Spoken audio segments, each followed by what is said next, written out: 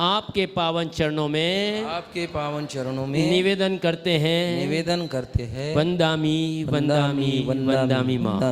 N स्वयं बुद्धमयी लोका आश्वासिता के चन्वित कार्ये प्रबोधिता के षण्मोक्ष मार्गे तमादिनाथं प्रणमामि नित्यं तमादिनाथं प्रणमामि नित्यम्। यो तुम हो स्वामी तो हम हैं सेवक, जो तुम हो पालक तो हम हैं बालक। जो तुम हो स्वामी तो हम हैं सेवक, जो तुम हो पालक तो हम हैं बालक। जो तुम हो भगवन तो हम पुजारी, नमन नमन हे विराग गुरुवर, नमन नमन हे विराग गुरुवर, नमन नमन हे विराग गुरुवर। अनंतानंद सिद्ध परमेष्ठी भगवान की, देवादिदेव विख्यात श्री आदिनाथ भगवान की, देवादिदेव विख्यात श्री श्रेयांशनाथ भगवान की, देवादिदेव विख्यात श्री मुनीश्वरनाथ भगवान की, अपरम पूज्य कंपनाचार्य आदि 700 महामुनि राजों की, परम पूज्य विष्णु कुमार महामुनि राज की, परम पूज्य गुरु नाम गुरुदेव आचार्य श्री 108 श्री विमल सागर जी महामुनि राज की, परम पूज्य गुरु नाम गुरुदेव आचार्य श्री 108 श्री सन्मति सागर जी महामुनि राज की, परम पूज्य बुंदेलखंड के प्रथमाचार्य युगपुर श्रवणाचार्य सूर्य गच्छाचार्य गणाचार्य गुरुदेव श्री विराग सागर जी महामुनि राज की, अहिंसामय विश्व धर्म की, बोलो वात्सल्य पर्व की, बोलो आचार्य विराग सागर जी महाराज की परम शिष्या माता श्री विवेक श्री माता जी की जयकारा गुरुदेव का।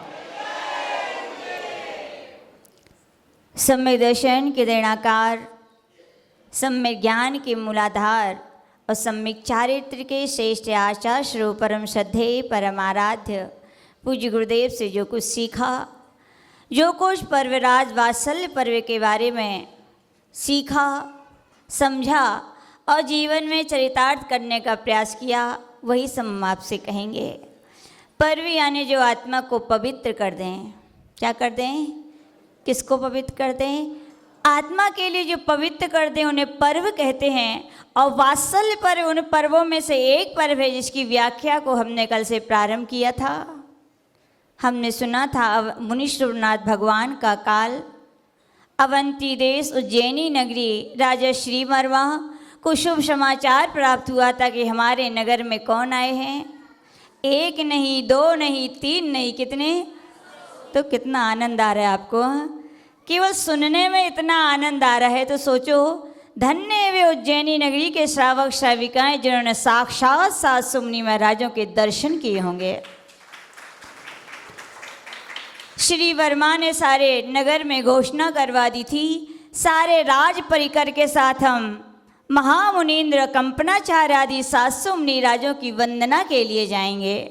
सब चल पड़े थे, लेकिन कहा जाता है कि सूर्य जब उदित होता है तो कमल विकसित होते हैं। कौन विकसित होते हैं? लेकिन उल्लू क्या होते हैं? सूर्य उदित होता है तो कमल विकसित होते हैं, कमल हर्षित होते हैं, कमल खुश होते हैं। लेकिन संसार में एक उलूक जिसे कहते हैं, कौशिक जिसे कहते हैं, वो क्या हो जाते हैं? उदास हो जाते हैं। वैसे ही सारी प्रजा तो कमल के तरह हृदय प्रफुल्लित थे सबके, लेकिन कुछ उलूक थे। कौन थे वे उलूक? 4 थे, ज़्यादा नहीं थे। बड़े आश्चर्य की बात है, इतनी विशाल नगरी में कितने उलूक थे?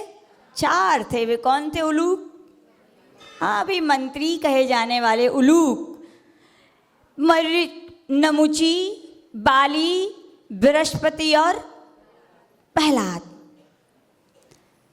सोच रहे थे महाराज कहाँ जा रहे हैं, किनके पास जा रहे हैं? ये नग्न है, इनके पास खुद ही कुछ नहीं है, वो हमें क्या देंगे? बात सत्य है क्या? नहीं भैया, बात सत्य नहीं है। वे कह रहे थे जो इनके पास जाएगा उनका सारा की हुई सेवा, सारा धर्म, सारी पूजा निष्फल हो जाएगी। अज्ञानता बोल रही थी। कौन बोल रही थी? और अज्ञानता के साथ मिथ्यात बोल रहा था। जैसे ही नगरवासी जा रहे थे, नगरवासियों को रोका उसने, कहाँ जा रहे हो तुम? जब पाप अंदर होता है, जब मन विकारों से, अश्रद्धा से, मिथ्यात से भरा होता है, तो पूज्य गुरुदेव कहते थे वचन भी वैसे ही निकलते हैं। लेकिन हाथी तो हाथी है, स्वान भौंकते हैं लेकिन हाथी अपनी चाल से चलता जाता है। श्री वर्मा ने एक नहीं सुन उलूकों की, वो तो अपनी गजगामनी चाल से कहाँ बढ़ते जा रहे थे? किसकी ओर? बे परम बीतरागी अकंपनाचार्य मुनि महाराज की ओर। अकंपनाचार्य मुनि महाराज क्षमतावान और ममतावान थे। इसके साथ साथ अष्टांग महानिमित्त के ज्ञाता थे। उन्होंने अपने निमित्त ज्ञान से जान लिया कि उज्जैनी का राजा श्री वर्मा सारी प्रजा के साथ आ रहा है। और गुरुजन का ज्ञान कितना होता है? गुरुओं का ज्ञान उतना होता है, कहा जाता है जहाँ सारे दुनिया के विद्वानों का ज्ञान चिंतन मन खत्म होता है, वहाँ दिगंबराचार्य गुरुओं का चिंतन प्रारंभ होता है।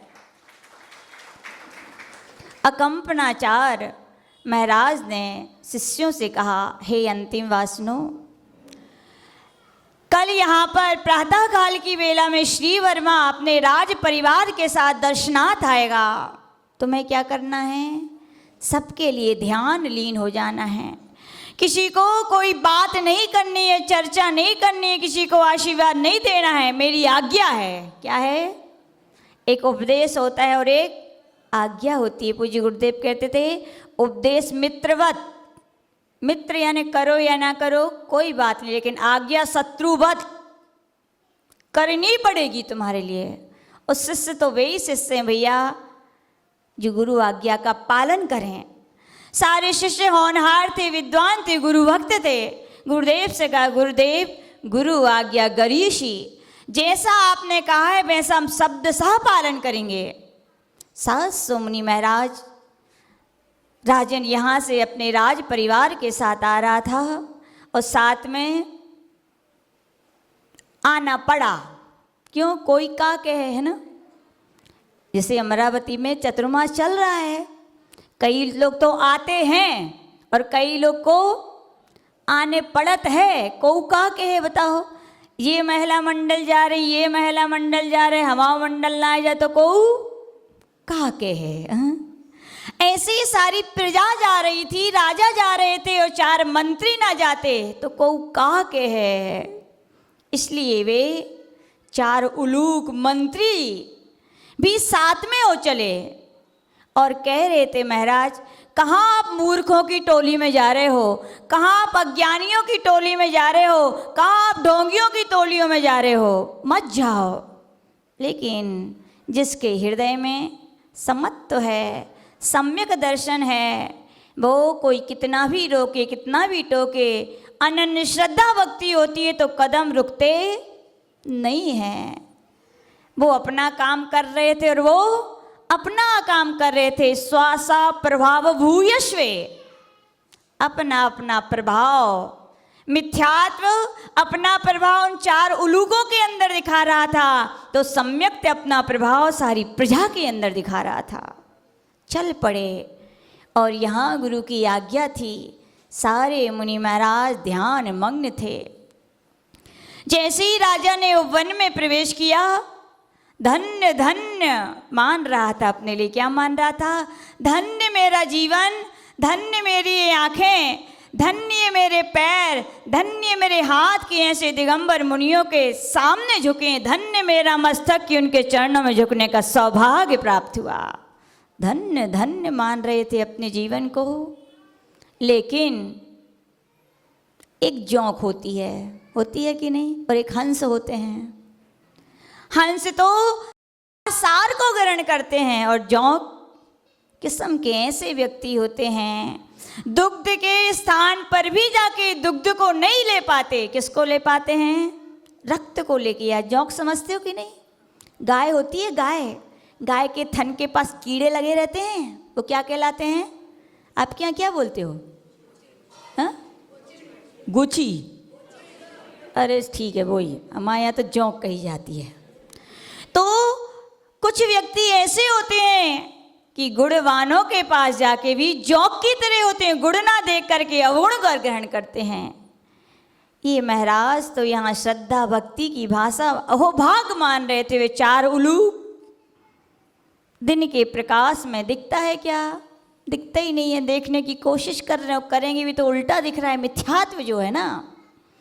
तो वे कह रहे थे, देखो महाराज, मैंने पहले ही कहा था कि मूर्खों की टोली है, देखो कैसे ढोंगी बन के बैठ गए। कुछ ज्ञान ही नहीं है। ज्ञान होता तो कम से कम 2 उपदेश तो देते। कुछ इनके पास होता, नीतिकता भी नहीं है कि इतना बड़ा राजा, राज्य का राजा आया है, उसके लिए कम से कम आशीर्वाद ही दे दें। बात सत्य है कि नहीं?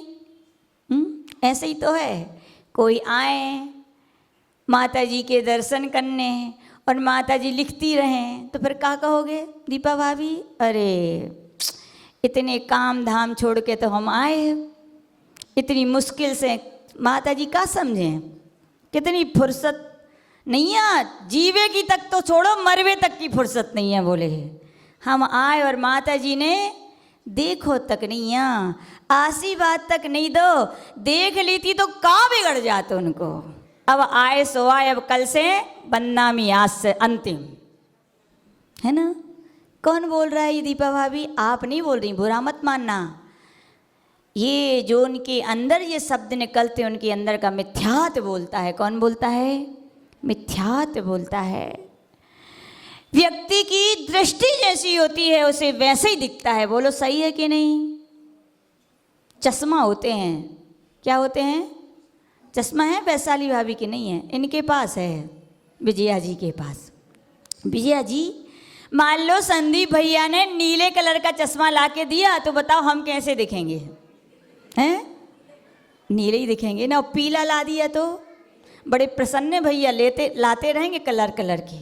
जितने कलर के भैया चश्मे लाएंगे उतने कलर के हम भाभी जी को दिखते रहेंगे। पूज्य गुरुदेव के बहुत अच्छा उदाहरण सुनाते थे। मौसी हैं अपनी, कौन सी जगत मौसी कहलाती हैं? स्मृता जी, मौसी कौन सी है जगत? अरे एक ही तो है, सीएटी बिल्ली मौसी। हाँ, जगत मौसी है वे तो। अब आगे समय पंडित जी ऐसे आएगा, एक ही लड़का एक ही लड़की, मौसी नहीं मिलेंगी तो बिल्ली को मौसी कहेंगे फिर लोग। हाँ सही है।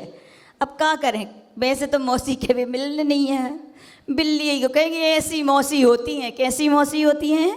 ऐसी मौसी होती हैं। तो बिल्ली मौसी थी। बिल्ली मौसी ने सोचा कि कहूँ घूम आए। क्या कर रहे हैं? घूम आए कहीं।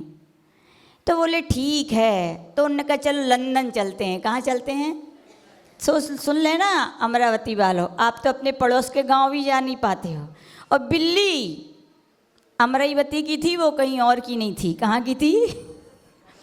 उसने सोचा मुझे लंदन जाऊंगी मैं। उसने सारी खबर फैल गई उसकी, कहाँ पर?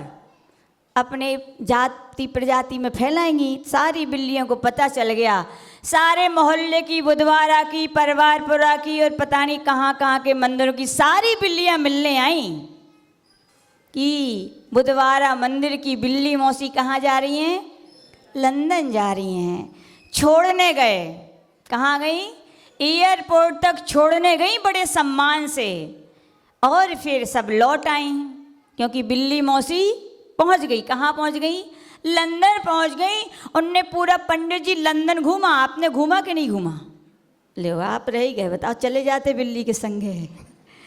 तो वहाँ लंदन गई, सब कुछ देखा और घूमने के बाद लौट आई। तो फिर क्या हुआ, सारी फिर खबर मिल गई पूरी मोहल्ला की बिल्लियों को कि बिल्ली लंदन से लौटने वाली है।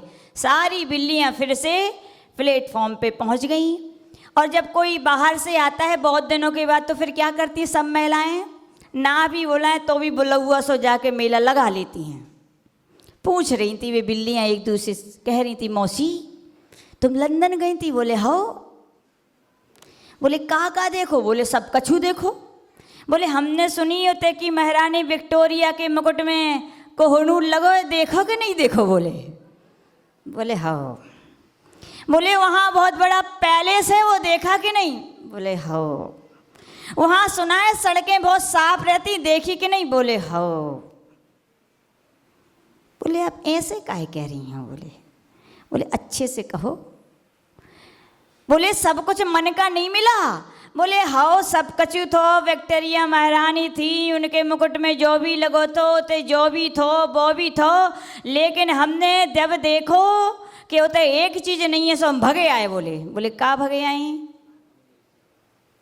बोले जैसे हमारे भारत में मोटे मोटे चूहे वैसे बोले लंदन में नहीं है। बोले है कि नहीं? जिसकी दृष्टि में जिसके मन में जो हो उसे वो ही दिखता है। पूज्य गुरुदेव कहते थे उन मंत्रियों की दृष्टि में मिथ्यात्व था, मिथ्या दृष्टि जीव को कहाँ गुण दिख सकते हैं? मुनि महाराजों के तीव्र कसाई के लक्षण कहे गए, गुणवानों के पास पहुंचकर भी गुण ग्रहण ना आना, जोंक की तरह अवगुण लेके आ जाना। कह रहे थे देखो इतना भी नहीं है इनके अंदर, बोलता जा रहा था। लेकिन श्री वर्मा कहते हैं हे मंत्रियों, थोड़े अपने चश्मे को उतारो, जो मिथ्यात्व का चश्मा है उसको उतारो। देखो इन महाराजों की बीतरागी परम मुद्रा, जिनको न किसी से राग है न जो किसी से द्वेष है, समत्व की जो साधना करते हैं। ऐसे मुनि महाराजों को देख करके भी तुम्हारे यदि मन पवित्र नहीं हुआ, ऐसे मुनि राजों के चरणों में आकर यदि तुम्हारी परिणति पवित्र नहीं हुई, तो ध्यान रखना तीन लोक में और कोई स्थान ऐसा नहीं है जहाँ मन को पवित्र किया जा सके। कह रहा है, समझा रहा है राजन। श्री वर्मा कहता है देखो आप कहते हो ये आशीर्वाद नहीं दे रहे, आप कहते हो ये उपदेश नहीं दे रहे। अरे भैया सर्वार्थ सिद्धि ग्रंथ में आचार्य पूज्यपाद महाराज कह रहे हैं क्या, अवाक विसर्जम बुभुषा निरूपयन्ति मोक्ष मार्गा। अवाक विसर्जम, जिन्होंने बोलने का त्याग कर दिया फिर भी बपुषा यानी शरीर से ये अपने मोक्ष मार्ग का उपदेश देते हैं, अपनी चर्या से क्या देते हैं? मोक्ष मार्ग का उपदेश देते हैं। महाराज माता जी आहार में बोलते हैं क्या, उपदेश देते हैं कि नहीं? बोलो देते हैं कि नहीं? सुना कि नहीं? क्या सुना दीपा भाभी? क्या सुना? सुना किसी ने आहार के समय उपदेश? राजेश भैया देते कि नहीं देते? कहियो देते तो हैं, लेकिन हमारी कान की शक्ति इतनी है नहीं है, वो दिमाग को ज्वाइंट थोड़ा कम है ना। देते हैं भैया, लेने वाले की क्षमता होनी चाहिए। बे मुनि महाराज आहार में भी कहते हैं भैया, क्या कहते हैं? देखो जिन रोटियों के लिए तुम श्रीमती के सुबह से कहते हो बन गई बन गई बन गई कि नहीं बनी, तुम रोटियों के चक्कर लगाते हो। देखो मुनि महाराज कह रहे हैं कि रोटियां मेरे चक्कर लगाती हैं कि नहीं? लगाती हैं। वे कह रहे हैं आप एक हाथ से नहीं दोनों हाथों से कमाते हो। कितने हाथों से कमाते हो? है कि नहीं संदीप भैया? कहिए अब एक ही हैंडर नहीं, दो ही हैंडर हो तो भी। आज का व्यक्ति एक हाथ से नहीं दोनों हाथों से कमाता है, लेकिन जब भोजन का नंबर आता है तो एक हाथ से भी सुख से नहीं खा पाते हो। हेलो हेलो फोन बजती है, या तो वो बजती है या तो बीबी जी बजती है श्रीमती जी बाजू में, शक्कर खत्म बिल भरना जे भरना, है कि नहीं सही? और देखो ये मुनि महाराज एक भी हाथ से नहीं कमाते, लेकिन दोनों हाथों से आनंद से खाते हैं कि नहीं? जीता जागता उपदेश भैया। छोड़ो सब कुछ संदीप भैया, कहाँ फंसे हो तुम? आओ आराम से, दोनों हाथों से देखो आनंद। सामायिक में बैठे हैं महाराज, बोलते नहीं हैं, लेकिन उपदेश दे रहे हैं। आत्मा की शांति का मार्ग है तो यही है। राजन समझा रहा है, देखो सम्यक्त होता है तो जैसी मन की परिणति है वैसे वचन निकलते हैं, और मन खराब है, मन में मिथ्यात्व है तो शब्द भी वैसे ही निकलते हैं। एक भी मुनि महाराज ने गुरु की आज्ञा को नहीं टाला, सब भगवान की मूर्ति की तरह बैठे रहे, और राजन तो अपने मन को पवित्र करके चला गया, और चारों मंत्री अपने मन को अपवित्र करके चले गए। देखो द्रव्य एक है, क्षेत्र एक है, काल एक है, लेकिन व्यक्तियों के भाव अलग अलग होने से बंद कर्म का अलग अलग लोग कर लेते हैं कि नहीं? कर लिया। यहाँ राजन तो धन्य धन्य मान के चला गया, और चारों मंत्री मन में गलत सोचकर अपशब्द कहकर निकल रहे थे, और रास्ते में कौन मिल गए? सुतसागर नाम महाराज आहार की चर्या करके आ रहे थे। जैसे ही वो देखते हैं तो उनसे कह देते हैं, क्या विश्वा चक्र पीतोयम आगच्छ। क्या बोले? विश्वा चक्र पीतोयम आगच्छ। अरे भैया श्रद्धालु तो सुन ही नहीं पाता कि वृषभ यानी बैल तक्र को पीकर आ रहा है। ये कान जैसे किसके पड़े? सुतसागर मुनि महाराज के पड़े कानों में। उन्होंने ये नहीं समझा कि इनने मेरा अपमान किया है, उनको लगा ये मेरा नहीं, ये संपूर्ण श्रवणत्व का अपमान है, संपूर्ण दिगंबरत्व का अपमान है। तो पूज्य गुरुदेव कहते हैं वहाँ उन मंत्रियों को बुलाया, बोले भो मंत्रीवर विश्वा तक्र प्रीतोयम, तक्र तो धवलोयम बोले। तक्र यानी महाराष्ट्र में क्या बोल? तक्र यानी लगता है आप अध्ययन में हीन है, अध्ययन में कमजोर हो, बुद्धू हो, तभी तो कह रहे हो तक्र पीतो। तक्र कहाँ पीत होती है? जिसकी आंखों में पीलिया होता है उसको पीली दिखती है, बाकी तक्र तो कैसी होती है भैया? सफ़ेद होती है। और वाद विवाद प्रारंभ हो गया। क्या प्रारंभ हो गया? वाद विवाद प्रारंभ हुआ, और किसकी जीत हुई? किसकी जीत थी? वर्धताम जय शासनम जयदु जय शासनम। उन महाराज सुतसागर जी महाराज प्रकांड विद्वान थे। जब शिष्य ऐसे हैं तो गुरु सोचा है कैसे होंगे? शिष्य तो भैया बूंद भी नहीं है, और गुरु की महिमा तो अपरंपार है। वे मंत्री हार गए और हार करके चले गए। सुतसागर मुनि महाराज आए, शिष्य थे, ब्यों का त्यों सुनाना पड़ता है। आहार में क्या हुआ, रास्ते में क्या हुआ, उन्होंने एक बालक वध अपनी सारी वार्ता सुना दी। अकंपनाचार महाराज के मुख से निकला घोर संकट। क्या निकला? घोर उपसर्ग आने वाला है। हे सुतसागर मुनि महाराज बोले, गुरुदेव मैंने तो अच्छा काम किया। हे बस हर अच्छे काम का फल अच्छा ही हो ये जरूरी नहीं है। तुम्हें लग रहा है ये अच्छा काम है, लेकिन ये तुमने जो क्या किया है, वाद विवाद किया है, जो शास्त्रार्थ किया है, वो हमारे संग पर बहुत बड़े संकट की आशंका कर रहा है। कप कपा गए, डर गए, भयभीत हो गए। गुरुदेव से बोले, गुरुदेव क्षमा कीजिए, मुझे आपकी गुरु आज्ञा का ज्ञात नहीं थी कि मौन रहना है। मुझसे अपराध हुआ, अब मुझे इस अपराध की सजा दीजिए, दंड दीजिए। मुझे बताइए कि मैं आने वाले इस उपद्रव को कैसे टाल सकूं। जी होते हैं शिष्य। क्या होते हैं शिष्य? शिष्य खाली दीक्षा लेके हाथ पैर दबाने का नाम नहीं है। शिष्य यानी जो अपने गुरु और संघ के प्रति समर्पित रहे, जो अपने गुरु और संघ के कष्टों को अपना कष्ट समझे, वे शिष्य होते हैं। और सुतसागर मुनि महाराज से कंपनाचार गुरुदेव ने कहा, जाओ जहाँ पर शास्त्रार्थ किया था वहीं पे जाके ध्यान मग्न हो जाओ। गुरु आज्ञा गरीयसी कहा जाता है, कष्ट भी हो। क्या हो? गुरु आज्ञा पालन में कष्ट भी हो, लेकिन वर्तमान का होता है, लेकिन भविष्य में बहुत बड़ी उसमें उपलब्धियां होती हैं। सुतसागर मुनि महाराज वहाँ पर जाके खड़े हो गए। चारों मंत्री आग की तरह झुलस रहे थे। किसकी में? पराभव, मेरा अपमान हो गया, मेरी पराजय हो गई, मेरी निंदा हो गई।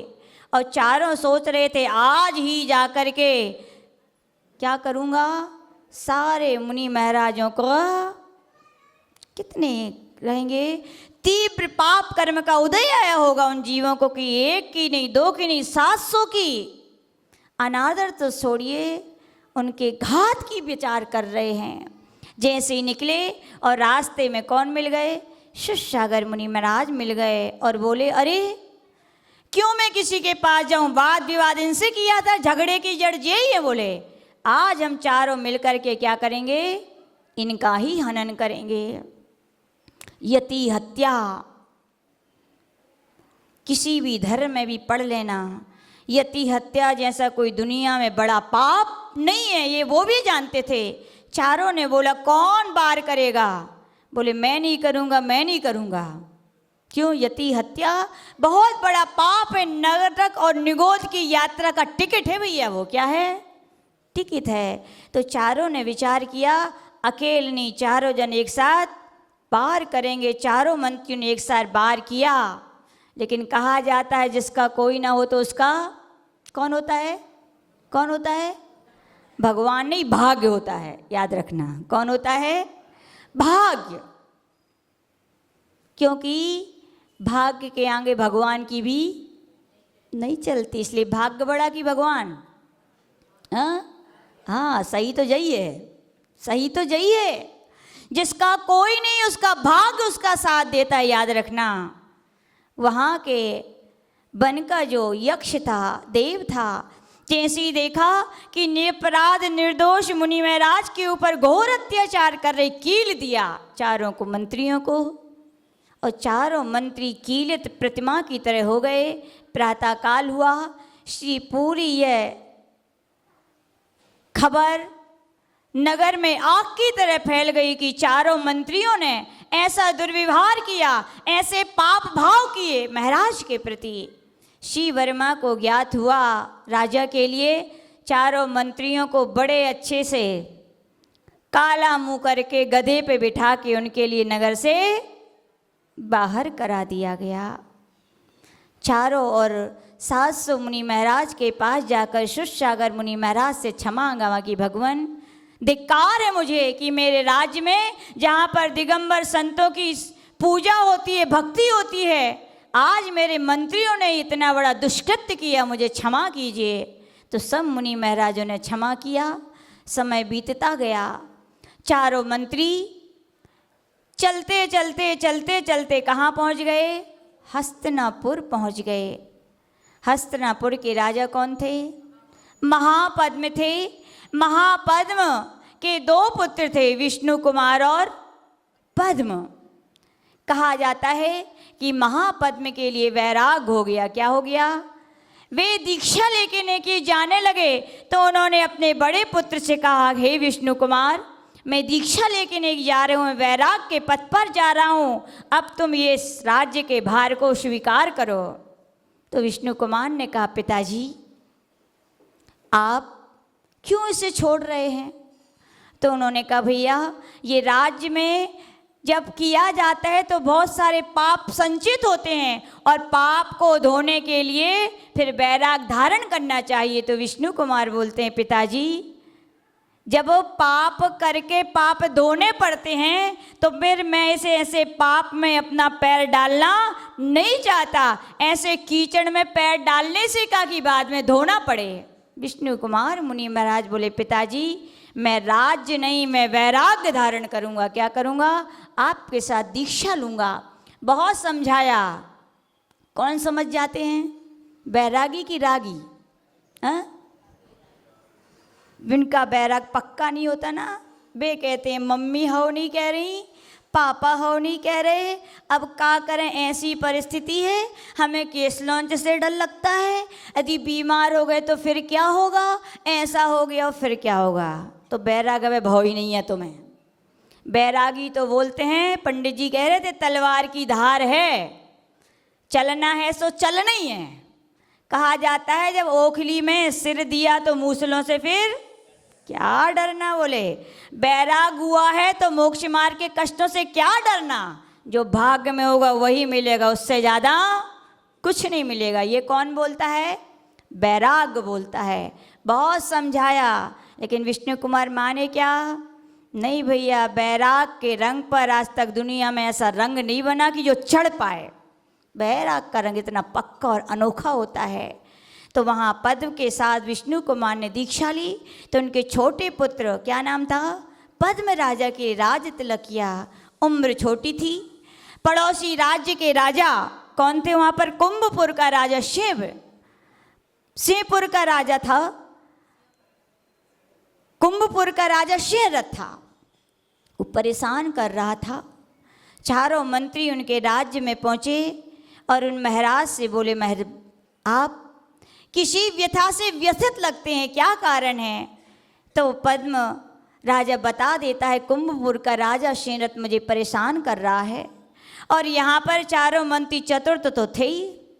चतुर व्यक्ति बहुत ही चतुर होते हैं, वे कब कैसा काम कर लें कोई भरोसा नहीं है। जाके उनने उस राजा के लिए अपनी बुद्धि चातुर से पकड़ के पद्म राजा के हाथों में सौंप दिया। और पद्म राजा ने खुश होकर के कह दिया, जो मांगना है तो मांग लो। और उन्होंने क्या मांगा, क्या मांगा, मांगा क्या, उन्होंने नहीं मांगा। उन्होंने कहा, राजन, मुझे आपके होते हुए किसी चीज़ की आवश्यकता नहीं है। आप ये वचन, ये वरदान क्या रखिए, गिरवी रखिए, जब मुझे आवश्यकता होगी तब मैं ले लूँगा। और समय व्यतीत होता गया। 700 मुनि महाराज कंपनाचार आदि विहार करते करते करते कहाँ पहुँच गए, कहाँ पहुँच गए, हस्तिनापुर पहुँच गए। राजा पद्म के तो खुशी का ठिकाना नहीं रहा। तो मंत्री को जब यह समाचार ज्ञात हुआ तो सोचने लगे, पोल पट्टी खुल गई तो फिर से यहाँ से निकलना पड़ेगा। क्या होगा, निकलना पड़ेगा। और चारों मंत्री ने सोचा कि ये मुझे इनके कारण वहाँ भी अपमानित होना पड़ा था, यहाँ भी अपमानित होना पड़ेगा। इससे अच्छा है मैं क्या करूँ, इनका ही पराभव कर दूं पहले। और तुरंत पद्म राजा से बोला, राजन, मुझे क्या चाहिए, वरदान चाहिए। बोले, मांगो। क्या मांगा, ज़्यादा कुछ नहीं है, केवल 7 दिन का राज्य चाहिए। और रघुकुल रीत सदा चली जा आई, प्राण जाए पर बचन न जाई। दे दिया वरदान, 7 दिन के लिए इस राज्य के राजा तुम हो। और देखिए 700 मुनि महाराजों को जहाँ उपवन में थे, कैसे लगता है व्यक्ति की परिणति होती है, कितने तीव्र मिथ्यात्व का उदय होता है, पाप कर्म का उदय होता है कि जो संत दुनिया के तारणहार हैं, जो विश्व का हित करते हैं, लोग उनका ही अहित करने की सोचने लगते हैं। नरमेध यज्ञ क्या करवा दिया, प्रारंभ करवा दिया। चारों तरफ बाड़ियाँ लगा दी, अशुद्ध अशुद्ध उसमें सामग्री डालने लगे। सारे नगर में हाहाकार मच गई। लोगों ने बहुत समझाया लेकिन कोई फायदा नहीं हुआ। सारी जनता प्रजा अश्रु बहाती हुई मंदिरों में जाकर अन्न जल का त्याग करके बैठ गई। और उसी समय धरणीधर पर्वत पर, नहीं, मिथिला नगरी में सागर सेन नाम के मुनि महाराज तपस्या कर रहे थे। रात्रि का समय था और उन्होंने देखा श्रवण नक्षत्र कंपायमान हो रहा है। क्या हो रहा है, तुरंत उनके मुख से रात्रि में वचन निकल पड़े, रक्षा रक्षा, घोर उपसर्ग घोर उपसर्ग। पुष्पदंत क्षुल्लक बैठे हुए थे, उन्हें बड़ा आश्चर्य हुआ कि इतने वर्ष हो गए मैंने कभी रात्रि में अपने गुरुदेव के कभी एक वचन नहीं सुने, आज उनके मुख से कैसे वचन, रक्षा रक्षा घोर उपसर्ग। उठे, गुरुदेव क्या हो गया? तो उन्होंने बताया कि हस्तिनापुर में महान कंपनाचार 700 मुनि महाराजों के ऊपर घोर उपसर्ग हो रहा है।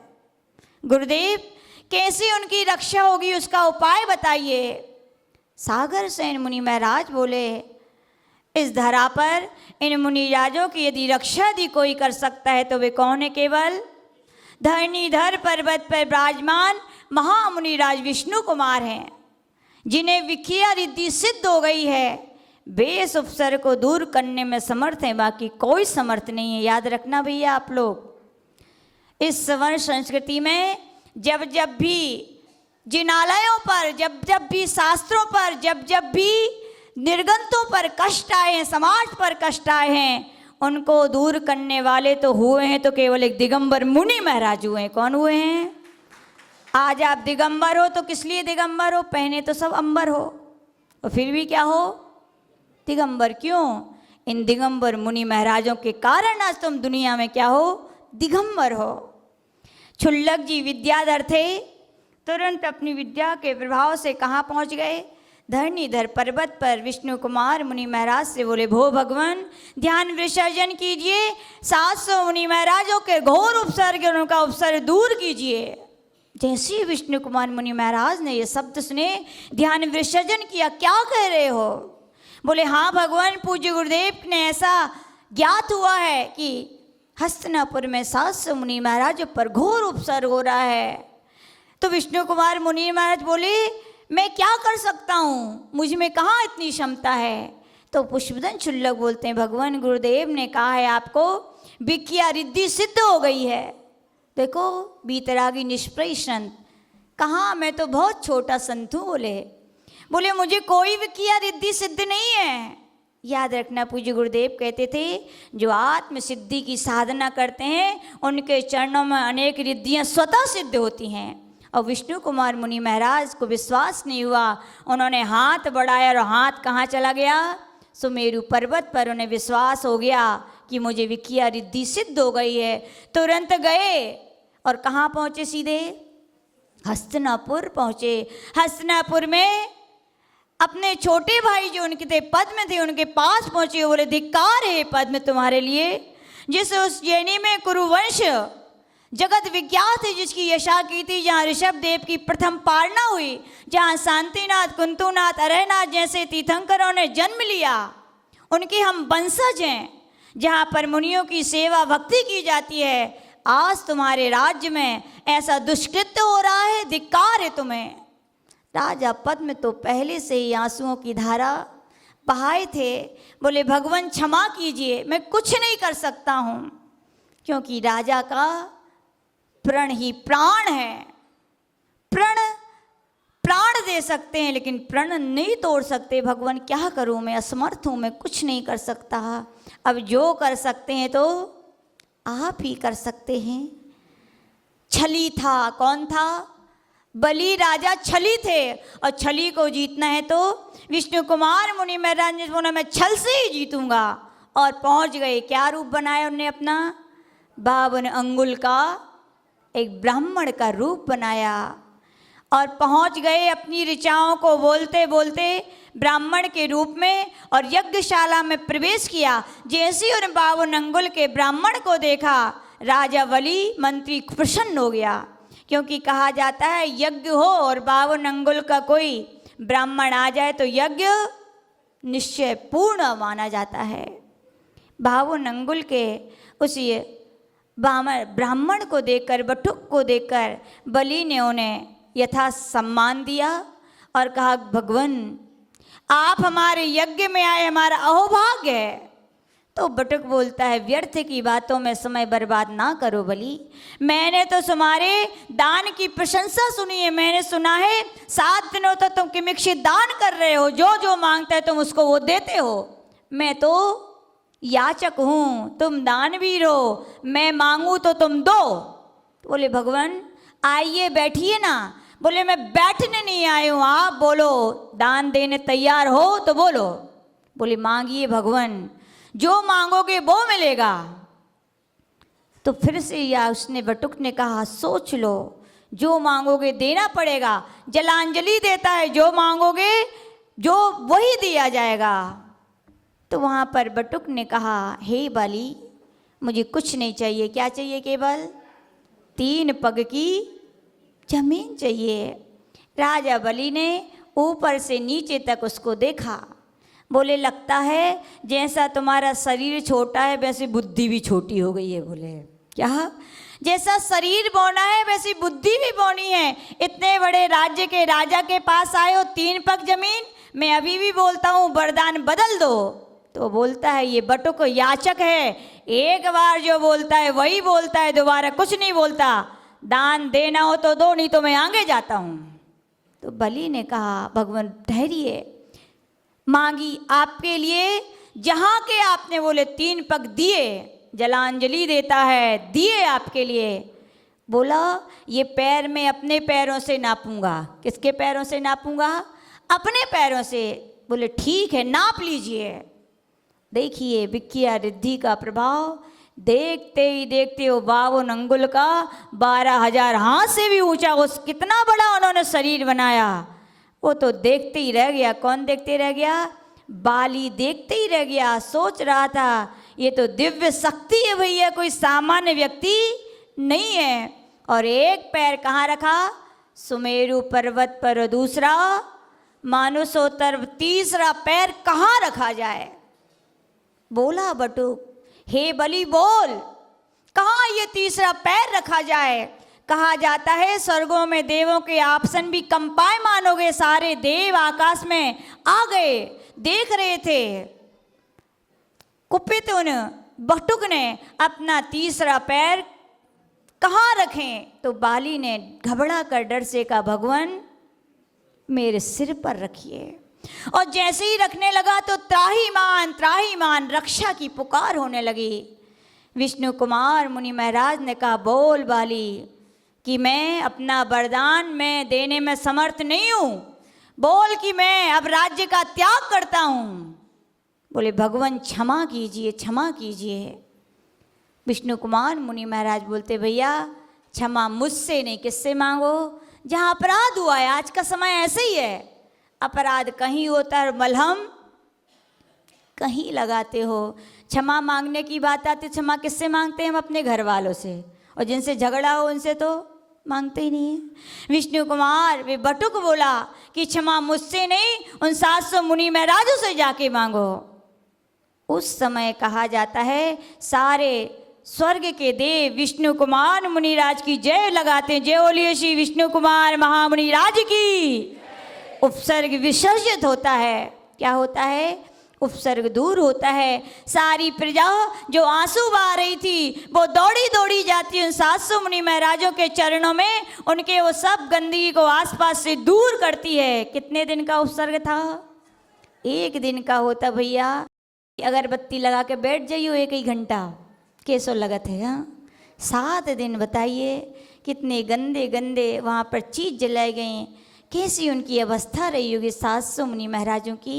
उनने उनका उपसर्ग दूर किया। सारे नगर में अकंपनाचार मुनि महाराज की जय जयकार हुई। सारे मुनि महाराज आहार चर्या के लिए निकले। किसके लिए निकले? गला खराब हो, गले में छाले हो जाए तो क्या खाना चाहिए? हाँ अब आप नहीं जानते, बुंदेलखंड में तो बिया की खीर कहते हैं। क्या बोलते हैं हम लोग? बिया की खीर। आप लोग सिमैया जैसे कहते हो। क्या कहते हो पंडित जी? हमारे बुंदेलखंड में बिया की खीर। इधर खाओ और कब नीचे खिसक जाए पता ही नहीं चलेगी। सारे नगर में खुशी थी, आनंद था कि घोर उपसर्ग दूर हो गया। ऐसा एक भी घर नहीं था। 700 ही घर थे क्या हस्तिनापुर में? हाँ पंडित जी, ना जाने कितने अनगिनत घर थे। नहीं देखा उनने कि पड़ोसी क्या लग रहा है तो हम अपना ना लगाएं। श्रद्धालु थे, भक्ति थे। घर घर में चौका लगे थे और वहाँ घर घर में महाराज का पड़गान हुआ। सब लोगों ने उनके लिए क्या खिलाई थी?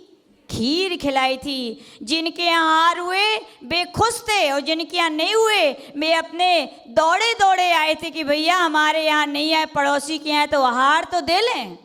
आहार दिए थे सभी ने एक दूसरे का। पंडित जी आज जनेऊ से सम्मान हुआ था। क्या हुआ था? आज जनेऊ से सम्मान हुआ था। विष्णु कुमार मुनि महाराज देखो, एक धर्मात्मा के ऊपर जब कष्ट आता है तो कौन समझ सकता है उसकी वेदना? गुरुदेव कहते थे संयमी की वेदना को संयमी ही समझ सकता है। विष्णु कुमार मुनि महाराज ने देखो संयम जैसी चीज, दुर्लभ चीज को भी उनने छोड़ दिया। किसके लिए? केवल मुनियों की रक्षा के लिए। तो भैया हम भी नियम ले लें। क्या नियम ले लें? कि हम भी क्या करेंगे? संतों की कौन रक्षा करेगा? हम। कौन रक्षा करेगा? हम हैं? मैं कि पड़ोसी? ध्यान रखना अमरावती के लोगों, एक प्रण ले लेना कि जब जब भी कहीं भी किसी संत पर, कभी दिगंबर साधुओं पर संकट आएगा तो हम पड़ोसी को नहीं बुलाएंगे, सबसे पहले कौन जाएंगे? हम जाएंगे। चर्या का पालन की बात आएगा तो हम पड़ोसियों से नहीं कहेंगे, किससे कहेंगे? हम कहेंगे। ऐसे ही विष्णु कुमार मुनि महाराज ने किसी से नहीं कहा, स्वयं उनकी रक्षा की थी और फिर बाद में प्रायश्चित लेकर के संयम साधना करके मोक्ष को प्राप्त किया था। आज रक्षाबंधन है। हम एक जन प्रवचन सुन रहे थे एक महाराज जी का। महाराज जी बोल रहे थे सारी बहनों के राखी भैया बांधें तो नियम ले बोलना अपने अपने भैयों से कि भैया अपनी इस नज़र को पवित्र रखना, जैसी मैं तुम्हारी बहन हूँ वैसी दुनिया की सारी लड़कियों को तुम अपनी बहन मानना। क्या मानना? ताली बजा दी ना। लेकिन मैं बहनों से भी कहना चाहती हूँ, क्या मैं बहनों से भी कहना चाहती हूँ, हे बहन,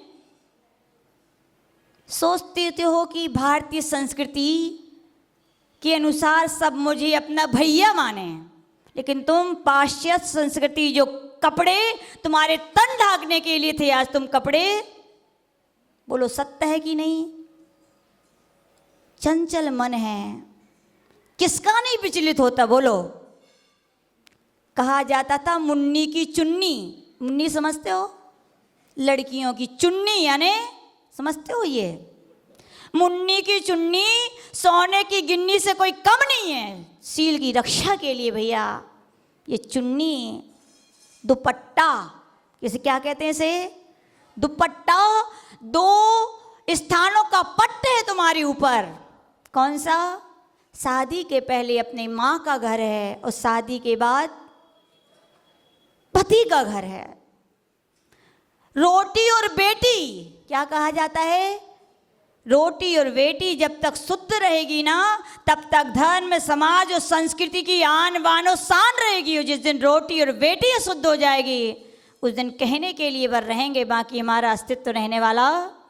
तो भैया अपनी बेटियों से, हम तो कहते बेटियां क्या, कैसे तुम माँ बाप हो कि बेटी ऐसे कपड़े पहनती और तुम देख रहे हो, लाके दे रहे हो? क्या तुम्हारा अधिकार बताओ? क्या तुमने संस्कार दिए? इतने भी नहीं दे पाए। सच्चे माता पिता हो तो कर्तव्य निभाओ। उनको ऐसे कपड़े पहना कर ला करके तुम उनके ही शत्रु और वैरी हो। कौन हो आप? कोई दुनिया का दूसरा शत्रु और वैरी नहीं है जो उनके साथ गलत काम करता है, सबसे पहले आप हो। आप स्ट्रिक्ट रहते, आप बचपन से संस्कार देते तो ऐसे दिन आते क्या? आए दिन खबरें मिल रही भी कलकत्ता की, देखो उसका तो कुछ दोष ही नहीं था कहने को, यही कहेंगे ना लोग। लेकिन कौन उनके लिए विचलित कर देता है, कौन उनके मन को ऐसा कर देता है? वो आपके कपड़े हैं। क्या हैं? भारतीय संस्कृति में उत्पन्न योग। भारतीय संस्कृति में हर पुरुष को यदि तुम भाई मानना चाहती हो, भाई कर कहलवाना चाहती हो, तो पहले अपने बहनत्व का फर्ज भी तो निभाओ। तो हम तो यही कहेंगे, एड्रेस जब बदले पहले अपनी क्या ड्रेस जो अपनी भारतीय है उसको ही पहनो, फिर देखो किसी का कुछ होता है कि नहीं होता। तो आज यही कहेंगे कि हे बहनों, तुम अपने शील जो अपनी दुनिया में सारे श्रृंगार, सारे आभूषणों से भी बहुत कीमती है, ये तन तो बार बार मिलेंगे, लेकिन ये शील एक बार चला जाएगा तो भाव में तुम्हें बहुत कष्ट देगा। आज रक्षाबंधन के दिन हम सभी यही नियम लेंगे कि हम पवित्र नज़र रखें तो पवित्र अपनी वेश भी रखें। क्या रखें? पवित्र वेश रखें। और हम केवल रक्षाबंधन भाई और बहन ना मनाएं, सारी दुनिया मनाए। क्या मनाए? किस रूप में? एक धर्मात्मा की रक्षा करके। धर्मात्मा की रक्षा यानी धर्म की रक्षा है। तो आज का रक्षाबंधन पर्व, यह पात्सल पर्व इसी रूप में मनाएं। जय बोले परम पूज्य गणाचार्य गुरुदेव विराग सागर जी महामुनि राज की।